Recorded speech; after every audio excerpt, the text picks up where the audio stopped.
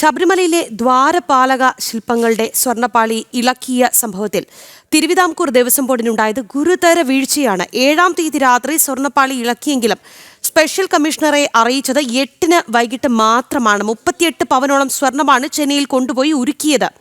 5 ലക്ഷത്തിൽ അധികമുള്ള നിർമ്മാണ പ്രവർത്തനത്തിന് കോടതിയുടെ അനുമതി വേണം എന്നിരിക്കെയാണ് ദേവസ്വം ബോർഡിന്റെ ഈ നടപടി. സംഭവ സമയത്തെ CCTV ദൃശ്യങ്ങൾ പരിശോധിക്കാനാണ് സാധ്യത. കോടതി അത്തരം നടപടികളിലേക്ക് കടന്നേക്കും എന്നുള്ളതാണ്. അരുൺ കൊടുങ്ങൂരാണ് വാർത്തയുടെ വിശദാംശങ്ങൾ നൽകുക. അരുൺ, ഈ വിഷയത്തിൽ ഗുരുതരമായ വീഴ്ച സംഭവിച്ചു എന്നുള്ളത് തന്നെയാണ് പുറത്തുവരുന്ന വിവരം. ഈ 7-ാം തീയതി രാത്രി സ്വർണ്ണപ്പാളി ഇളക്കിയെങ്കിലും ഇത് പിന്നീട്, അതായത് 8-ന് വൈകിട്ട് മാത്രം സ്പെഷ്യൽ കമ്മീഷണറെ അറിയിച്ചു എന്ന് പറയുമ്പോൾ തന്നെ പ്രാഥമികമായി ഇതിലുണ്ടായ വീഴ്ച വ്യക്തമാവുകയാണ്. വിവരങ്ങൾ തീർച്ചയായും അതുതന്നെയാണ് ഏറ്റവും പ്രധാനപ്പെട്ട കാര്യം. എന്തായാലും ദേവസ്വം ബോർഡ് പറഞ്ഞത്, സർക്കാർ പറഞ്ഞത്, ഒരു തരത്തിലുള്ള ചട്ടലംഘനവും ഈ വിഷയത്തിൽ ഉണ്ടായിട്ടില്ല എന്ന് ഇവർ ആവർത്തിച്ച് പറയുമ്പോൾ തന്നെയാണ് ഈ സ്പെഷ്യൽ കമ്മീഷണറുമായി ബന്ധപ്പെട്ട ഒരു വിവരങ്ങൾ കൂടി പുറത്തു വരുന്നത്. അതിൽ ഏറ്റവും പ്രധാനപ്പെട്ടത് തലേദിവസം, അതായത് പൂജ കഴിഞ്ഞതിന് ശേഷം രാത്രിയാണ്,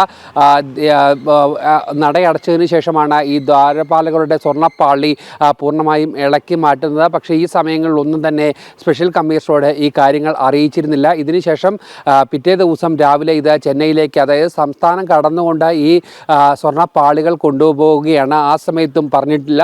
അതിനുശേഷം വൈകുന്നേരം 5 മണിക്ക് ശേഷമാണ് ഈ ഒരു വിവരം സ്പെഷ്യൽ കമ്മീഷണറെ അറിയിച്ചത് എന്നുള്ളതാണ് ഏറ്റവും പ്രധാനപ്പെട്ട വിവരം. നിലവിൽ ചട്ടങ്ങളൊക്കെ തന്നെ പാലിച്ചുകൊണ്ട്, മാനദണ്ഡങ്ങളൊക്കെ തന്നെ പാലിച്ചുകൊണ്ടാണ് ഈ നടപടിക്രമങ്ങളൊക്കെ പൂർത്തിയാക്കിയതെന്നാണ് ദേവസ്വം ബോർഡ് ആവർത്തിച്ച് വ്യക്തമാക്കിയിരുന്നത്. ഈ കാര്യങ്ങൾ കൃത്യമായി തന്നെ ഹൈക്കോടതി ചോദിക്കുകയും ചെയ്തു. എന്തായാലും സ്പെഷ്യൽ കമ്മീഷണറുടെ ഈ റിപ്പോർട്ട് തന്നെയാണ് ഹൈക്കോടതി ഈ വിഷയം പരിഗണിക്കാനുള്ള ഏറ്റവും പ്രധാനപ്പെട്ട കാര്യം. എന്തായാലും ഈ വിഷയത്തിൽ ഗുരുതരമായുള്ള ഒരു വീഴ്ച തന്നെയാണ് ദേവസ്വം ബോർഡിന് ഉണ്ടായിരിക്കുന്നത്. അതുകൊണ്ട് തന്നെ ഈ സമയത്തെ CCTV ദൃശ്യങ്ങളടക്കം ശേഖരിക്കാനുള്ള ഒരു തയ്യാറെടുപ്പിലേക്ക്, അല്ലെങ്കിൽ നീക്കങ്ങളിലേക്ക് കോടതി പോകാനുള്ള ഒരു സാധ്യതയാണ് നിലവിൽ ഉള്ളത്. എന്തായാലും ഈ ആരൊക്കെയായിരുന്നു ഈ സമയത്ത് അവിടെ ഉണ്ടായിരുന്നത്, എങ്ങനെയായിരുന്നു ഈ നടപടിക്രമങ്ങൾ എന്നൊക്കെ തന്നെ കൃത്യമായി വീക്ഷിക്കുക. അതായത് CCTVയുടെ ഒരുപാട് CCTV ഉള്ള ഒരു മേഖലയാണ്, തന്ത്രപ്രധാന മേഖലയാണ്. അതുകൊണ്ട് എല്ലാ CCTVയിൽ നിന്നുള്ള ദൃശ്യങ്ങൾ കൂടി കൃത്യമായി പരിശോധിക്കാനുള്ള ഒരു തീരുമാനത്തിലേക്ക് കോടതി പോകാനുള്ള ഒരു സാധ്യതയാണ് നിലവിലുള്ളതെങ്കിലും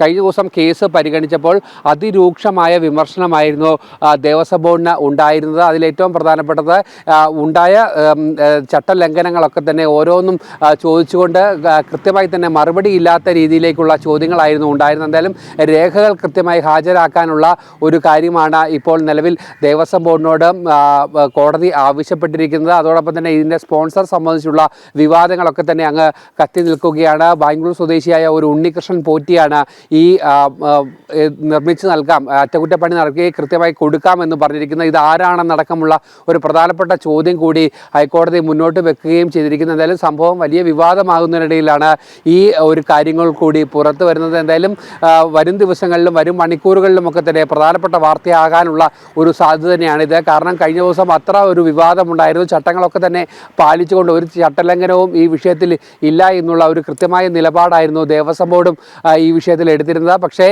കൃത്യമായി അറിയിക്കേണ്ട ആളുകളെ ഒന്നും തന്നെ അറിയിക്കാതെ ഉള്ള ഒരു നടപടിയായിരുന്നു എന്നാണ് നമുക്ക് മനസ്സിലാക്കാൻ കഴിയുന്നത്. അതോടൊപ്പം തന്നെ മറ്റൊരു പ്രധാനപ്പെട്ട കാര്യം കൂടിയുണ്ട്. ഈ ശബരിമലയിൽ 5 ലക്ഷത്തിൽ അധികം ഉള്ള നിർമ്മാണ ജോലികൾ നടക്കുമ്പോൾ അതിന് കോടതിയുടെ ഒരു പ്രത്യേക അനുമതി കൂടി തേടേണ്ടതുണ്ട്. അങ്ങനെയാണ് നിലവിൽ ചെയ്തുകൊണ്ടിരിക്കുന്നത്. പക്ഷേ ഇത്ര വലിയൊരു പ്രോജക്റ്റായിട്ട്, ഇത്ര വലിയൊരു വർക്കായിട്ട് പോലും ഹൈക്കോടതിയുടെ ഒരു അനുമതി തേടിയിട്ടില്ല എന്നുള്ള വിവരങ്ങൾ കൂടി പുറത്തു വരുന്നുണ്ട്. ഇതൊക്കെ തന്നെ ദേവസ്വം ബോർഡിനെ സംബന്ധിച്ചോളം വലിയ പ്രതിസന്ധി ഉണ്ടാക്കുന്ന ഒരു കാര്യമാണ്. നമുക്കറിയാം, പുഷ്പാലങ്കാരത്തിന് പോലും കൃത്യമായി ഹൈക്കോടതിയുടെ അനുമതി വേണ്ടതാണ്. ഈ ശ്രീകോവിലും അടുത്ത പരിസര പ്രദേശങ്ങളിലൊക്കെ തന്നെ പുഷ്പാലങ്കാരത്തിന് പോലും ഹൈക്കോടതിയുടെ പ്രത്യേക അനുമതി വേണ്ടതാണ്. ഈ ഒരു സമയത്ത് തന്നെയാണ് ഇത്തരം ഒരു വീഴ്ച ഉണ്ടായിരിക്കുന്നതെന്നാണ് നമുക്ക് ഇപ്പോൾ ലഭിക്കുന്ന പ്രധാനപ്പെട്ട വിവരം. രാഹി.